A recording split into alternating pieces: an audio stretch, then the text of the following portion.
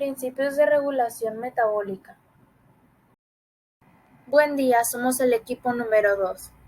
Los integrantes de este equipo se conforman como el expositor 1, Olea Llanes Evelyn Rubí, expositor 2, Espinosa Salas Naidelin Judith, y como apoyo tenemos a Ramírez López, Abraham Guadalupe e Insunza Hernández Karen.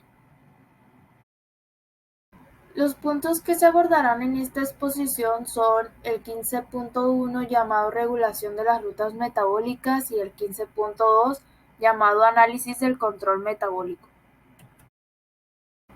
Como introducción a esta exposición tenemos en esta imagen que se encuentra a la derecha un metabolismo en forma de malla tridimensional, que una célula eucariótica típica tiene la capacidad de sintetizar unas 30.000 proteínas diferentes que catalizan miles de reacciones diferentes en las que intervienen muchos centenares de metabolitos, la mayoría compartidos por más de una ruta. En la regulación de las rutas metabólicas, las rutas del metabolismo de la glucosa proporcionan en la dirección catabólica la energía esencial para oponerse a las fuerzas de la entropía, y en la dirección anabólica, precursores biosintéticos y una forma de almacenamiento de energía metabólica. Estas reacciones son tan importantes para la supervivencia. Han aparecido mecanismos reguladores muy complejos para asegurar que los metabolitos transcurren a través de cada ruta en la dirección correcta y a la velocidad también correcta, para satisfacer exactamente las circunstancias cambiantes de la célula y el organismo. A veces las circunstancias cambian de manera espectacular. Por ejemplo, la demanda de ATP en el músculo volador de un insecto puede aumentar en un factor de 100 en unos pocos segundos cuando el insecto se pone a volar. Otro ejemplo, en los humanos, la disponibilidad de oxígeno puede disminuir debido a diferentes factores. Uno de ellos es la hipoxia, que es la disminución en el suministro de oxígeno a los tejidos, y la otra es la isquemia, que es el descenso en el flujo de sangre en los tejidos. La oración de heridas requiere grandes cantidades de energía y precursores biosintéticos. Las producciones relativas de glúcido, grasa y proteínas en las dietas varían de comida a comida, y el suministro de combustibles obtenidos de la dieta es intermitente, lo que requiere ajustes metabólicos entre comidas y durante los periodos de inanición. Las células y organismos mantienen un estado estacionario dinámico. Para cada reacción metabólica en una ruta, el sustrato es proporcionado por la reacción precedente a la misma velocidad a la que se convierte en producto. Así que, aunque la velocidad del flujo metabólico o flujo a través de este paso de la ruta puede ser alto y variable, la concentración del sustrato permanece constante, así para la reacción en dos pasos. Las señas extracelulares se dividen en 10 pasos. El primer paso pueden ser hormonales como la insulina o la adrenalina, por ejemplo, o neuronales como la acetilcolina, o pueden ser factores de crecimiento o citoquinas. La velocidad de síntesis puede ajustarse por la activación en respuesta a alguna señal exterior de un factor de transcripción. Esto sucede en el paso número 2. Los factores de transcripción son proteínas nucleares que al activarse se unen a regiones específicas del DNA, elementos de respuesta, cerca del promotor de un gen, su punto de inicio de la transcripción, activando y reprimiendo la transcripción del gen, lo que lleva a un aumento o disminución de la síntesis de la proteína codificada. El paso número 3 es la degradación del RNA mensajero, que aquí la estabilidad de los RNA mensajeros, su resistencia a la degradación por las ribonucleasas celulares varía de modo que la cantidad de un RNA mensajero dado en la célula es una función de sus velocidades de síntesis y degradación. En el paso 4, la velocidad a la que se traduce un RNA mensajero a proteína en el ribosoma también está regulada y depende de varios factores descritos detalladamente en otros capítulos que miraremos ya después. En el paso 5, una vez sintetizadas las moléculas de proteínas tienen una vida finita que pueden ir de minutos a muchos días. La velocidad de degradación proteica difiere de un enzima a otro y depende de las condiciones celulares. En el paso 6, el enzima es secuestrado por un organulo subcelular. Aún otra forma de alterar la actividad efectiva de una enzima es secuestrar el enzima y su sustrato en compartimientos diferentes. Por ejemplo, en el músculo la exoquinasa no puede actuar sobre la glucosa hasta que el azúcar entra en el miocito procedente de la sangre, al tiempo que la velocidad a la que entra depende de la actividad de los transportadores de la membrana plasmática. En el paso 7 es muy sencillo. El enzima se une al sustrato. Aquí todos los enzimas son sensibles a la concentración de su sustrato. En el paso número 8 se puede aumentar o disminuir la actividad enzimática mediante un efector alostérico. En el paso 9 las modificaciones covalentes de enzimas u otras proteínas tienen lugar en segundos o minutos después de recibir una señal reguladora, normalmente una señal extracelular. Aquí el enzima experimenta fosforilación o desfosforilación. En el paso 10, el enzima se combina con la proteína reguladora y ya sería el último paso. El efecto de cambios en el proteoma es a menudo un cambio en el conjunto total de metabolitos de baja masa molecular, el metaboloma. El metaboloma de Escherichia coli, cuando crece en glucosa, está dominado por unas pocas clases de metabolitos. Glutamato 49%, nucleótidos, principalmente ribonucleósidos trifosfato 15%, intermediarios de la glucólisis, ciclo del ácido cítrico y ruta de las pentosas fosfato. Rutas centrales del metabolismo del carbono 15%, y cofactores redox y glutationes 9%. Todos los enzimas son sensibles a la concentración de su sustrato. En el caso más sencillo, la velocidad inicial de la reacción es la mitad de la máxima cuando el sustrato está presente a una concentración igual a Km. La actividad disminuye a sustrato más bajas y cuando el Km es menor que el sustrato. La velocidad de la reacción depende del sustrato de manera lineal. Comparación entre la Km y la concentración de sustrato de diversos enzimas metabólicos. Se representan las concentraciones medidas de metabólicos en Escherichia coli, que crece sobre glucosa frente a la Km, conocida de enzimas que consumen dicho metabólito. La línea continua es la línea de unidad, en la que la concentración de metabolito es igual a Km, y las líneas a trazos denotan cada una desviación de 10 veces respecto a la línea de unidad. Se puede aumentar o disminuir la actividad enzimática mediante un efector alostérico. De manera típica, los efectores alostéricos convierten la cinética hiperbólica en cinética sigmoidea o viceversa. Las modificaciones covalentes de enzimas u otras proteínas tienen lugar en segundos o minutos después de recibir una señal reguladora, normalmente una señal extracelular. Con mucho, las modificaciones más comunes son la fosforilación y la desfosforilación. Hasta la mitad de las proteínas de una célula eucariótica se fosforilan en algunas circunstancias. Fosforilación y desfosforilación de proteínas.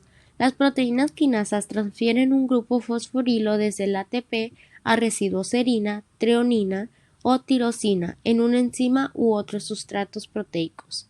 La proteína fosfatasas eliminan el grupo fosforilo en forma de PR. Regulación metabólica. Para referirnos a procesos que sirven para mantener la homeostasis, a nivel molecular para mantener algún parámetro celular en un estado estacionario a lo largo del tiempo, aun cuando cambie el flujo de metabolitos a través de cambios en la ruta. Control metabólico se refiere a un proceso que conduce a una variación en el rendimiento de una vía metabólica durante el tiempo en respuesta a alguna señal exterior o cambio en las circunstancias externas. En las células, las reacciones lejos del equilibrio constituyen puntos comunes de regulación. En algunos pasos de una ruta metabólica a reacción, estas próximas al equilibrio dentro de la célula en su estado estacionario dinámico. El flujo neto de metabolitos a través de estos pasos es la pequeña diferencia entre las velocidades de las reacciones directa e inversa, velocidades que son muy similares cuando la reacción está próxima al equilibrio. Etapa cerca del equilibrio y lejos del equilibrio en una ruta metabólica. Las etapas 2 y 3 de esta ruta están cerca del equilibrio en la célula. En cada paso su velocidad en el sentido directo es solo ligeramente superior a la velocidad en el sentido inverso, por lo que la velocidad directa neta 10 es relativamente baja y la variación de energía libre de Gibbs es próxima a cero. Un aumento en la C o D puede invertir la dirección de estos pasos. El paso 1 se mantiene en la célula lejos del equilibrio. Su velocidad en el sentido directo es mucho mayor que el inverso.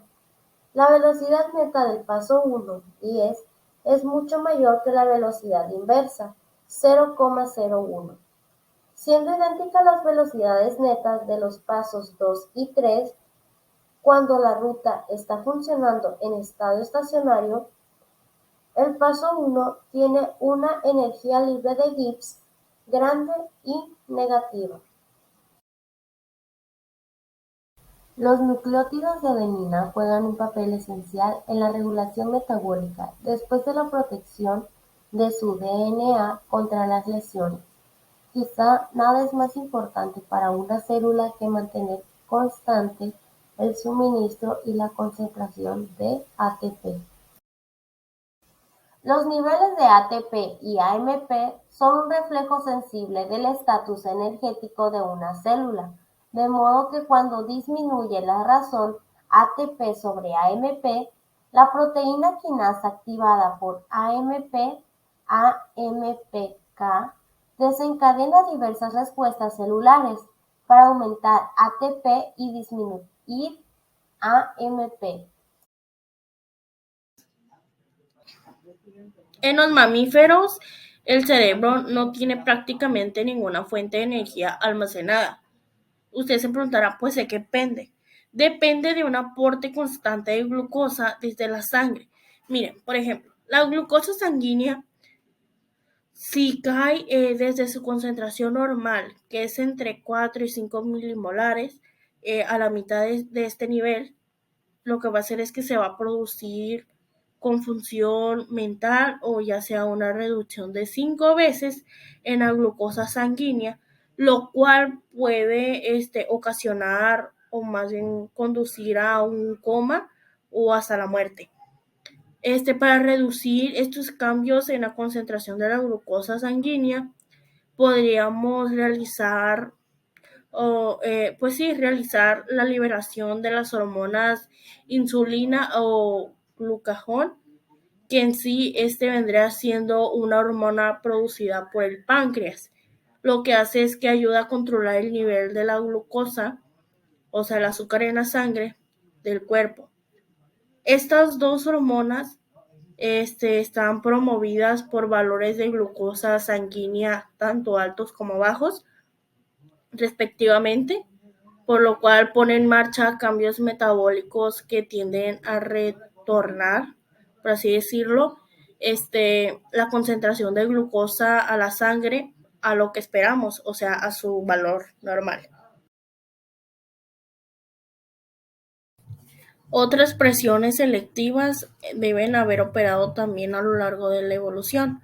seleccionando mecanismos reguladores que consigan lo siguiente. Como número 1 tenemos maximizar la eficiencia en la utilización de combustibles, llegando así a impedir la operación simultánea de rutas pues en direcciones opuestas, como por ejemplo tenemos a la glucólisis y gluconeogénesis. En el 2 tenemos distribuir los metabolitos adecuadamente entre rutas alternativas, o sea, tales como la glucólisis y la ruta de las pentosas fosfato. En el 3 tenemos utilizar el combustible mejor adaptado a las necesidades inmediatas del organismo, o sea, tales como la glucosa, ácidos grasos, glucógeno o aminoácidos. En el 4 pues tenemos frenar las rutas biosintéticas cuando se acumulan sus productos.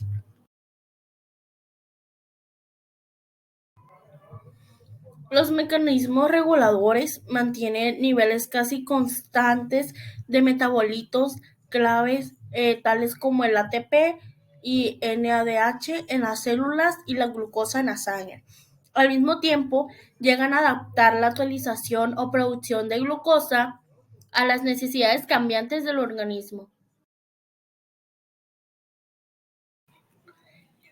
Sobre el descubrimiento por Edward Buckner alrededor de 1900, él afirmó que un extracto de células de levadura rota se podría convertir la glucosa en etanol y CO2. Uno de los esfuerzos principales de esta investigación bioquímica fue deducir las etapas mediante las cuales se tenía lugar esta transformación, así como la purificación y caracterización de las enzimas que catalizan cada paso. A mitad del siglo XX ya se habían purificado y caracterizado las 10 enzimas de la ruta glucolítica. En los siguientes 50 años se dieron a conocer muchos detalles importantes sobre la regulación de estas enzimas por señales intro y extracelulares a través de los mecanismos alostéricos y covalentes. Por ejemplo, un parámetro es el coeficiente de elasticidad, que es el que llega a expresar cuantitativamente la sensibilidad de una enzima a variaciones en la concentración de un metabolito o de un regulador. Es una función de las propiedades cinéticas intrínsecas de la enzima. Y en sí existen muchos otros parámetros, pero sobre algunos datos cuantitativos, sobre algún tipo de flujo metabólico, es muy importante saber que podemos utilizar para calcular un coeficiente de control de flujo, ¿sí? Para cada enzima de una ruta. O sea, este coeficiente nos ayuda como a expresar la contribución relativa de cada enzima en el establecimiento de la velocidad a la que influyen los metabolitos a través de una ruta, es decir, el flujo J, que puede tener cualquier valor desde 0 para una enzima sin impacto sobre el flujo, o hasta 1 para una enzima que sí está determinada completamente en el flujo. El coeficiente de respuesta expresa el efecto de un controlador externo sobre el flujo a través de una ruta. El control de flujo C es una ruta metabólica ramificada. En esta ruta B es un intermediario el cual tiene dos destinos alternativos. Mientras sucede la reacción de B a E, esta elimina B de la reacción A a D. Esto controla la ruta, la cual da un resultado negativo para la enzima que cataliza el paso de B a E. El coeficiente de respuesta mide el flujo a través de una ruta a varios niveles del parámetro. C, E y R son tres coeficientes que están relacionados. R es la sensibilidad de una ruta a un factor externo que afecta a una enzima determinada. C es el coeficiente de control y E la elasticidad, que es el cambio en el factor de control externo. El análisis del control metabólico se ha aplicado al metabolismo glucídico con resultados sorprendentes. El análisis de control metabólico proporciona un marco dentro del cual podemos pensar cuantitativamente acerca de la regulación e interpretar el significado de las propiedades reguladoras de cada enzima de una ruta. La resonancia magnética nuclear (RMN) se ha utilizado como método no invasivo para determinar la concentración de glucógeno y metabolitos en la ruta de 5 pasos que va de la glucosa en la sangre al glucógeno en los miocitos del músculo humano y de rata. La insulina tiene un efecto sobre 3 de los 5 pasos de esta ruta, pero son los efectos sobre el transporte y la actividad exoquinasa, no el cambio en la actividad glucógeno-sintasa, lo que hacen aumentar el flujo hacia el glucógeno. El análisis del control metabólico sugiere un método general para incrementar el flujo a través de una ruta. Henry Kaxer predijo, sobre la base del análisis del control metabólico, que se podría modificar una célula para incrementar el flujo a través de una ruta sin alterar la concentración de otros metabolitos o flujos de otras rutas, y esto se conseguiría incrementando las concentraciones de todas las enzimas de la ruta. Esta predicción se confirmó en diversas pruebas experimentales.